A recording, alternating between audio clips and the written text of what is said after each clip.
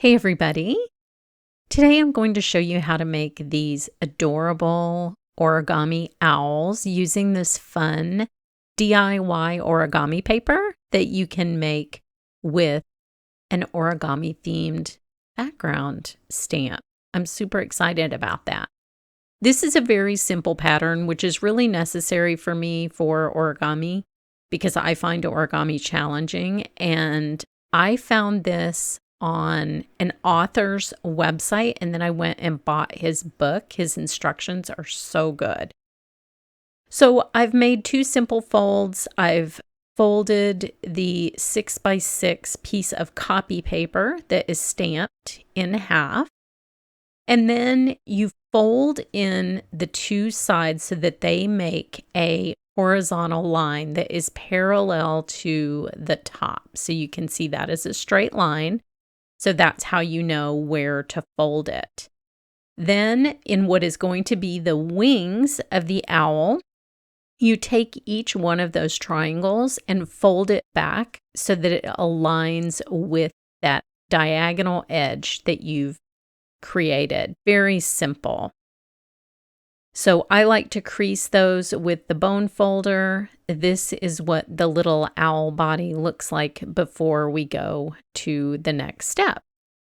Now, unfortunately, my stream that I was recording this on completely freaked out and lost this portion of the footage. So I made another owl, and I'm going to show you how to do the next step. So what you want to do is kind of hold down the center of one of the wings and just pull the wing up until it's parallel or until it's at a jaunty angle that you like for your owl.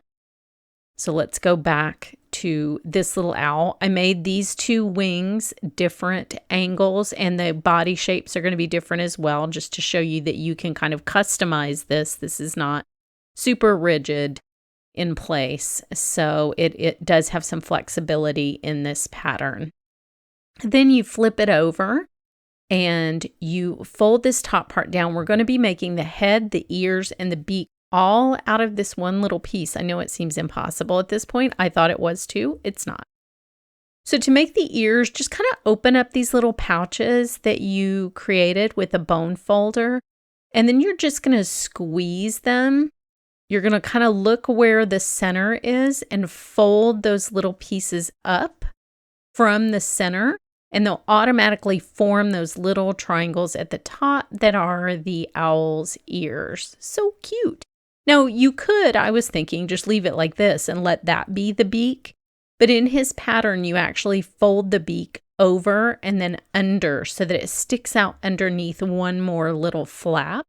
So it's a little more intricate design, but I think you could just leave that step out if you wanted to, and it would be a fine little beak. It's a very cute little shape right now, but we are going to go ahead and modify the shape just a little bit by folding in the side. So now he kind of has like a little napkin fold. It's very pointy. We're going to shape his little body. So you want to fold the point up at the bottom. I folded it up first. I think he folded it in first, but I wanted to make sure I got it straight. And then you do it on the back. And these actually fold in, and this lets your little owl stand up at the end of this. So that's kind of fun.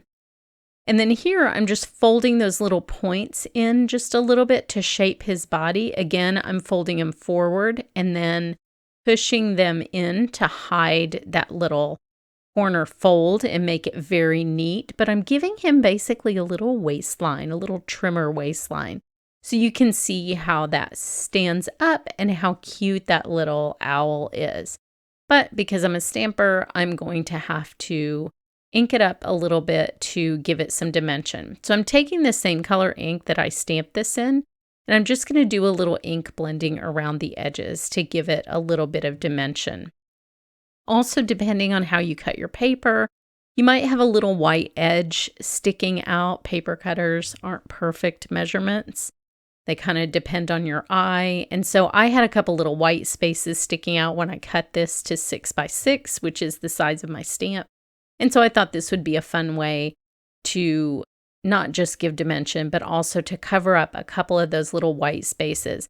What's cool about this particular origami pattern is you're only going to see the pattern side. Now on the back, I went ahead and brayered the back with the same ink because I wasn't sure how this was going to come out the first time I made this pattern. I didn't know if part of the back was going to show.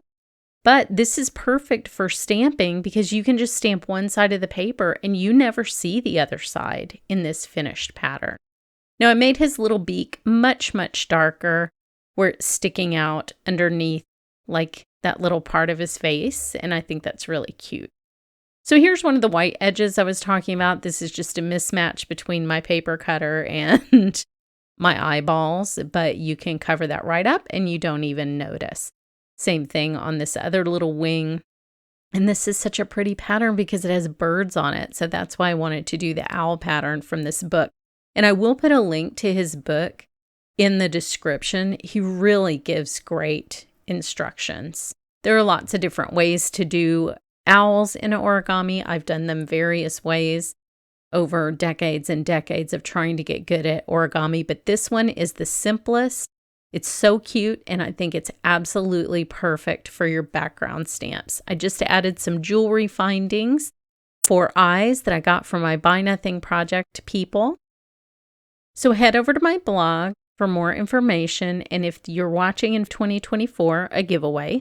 And thanks so much for watching.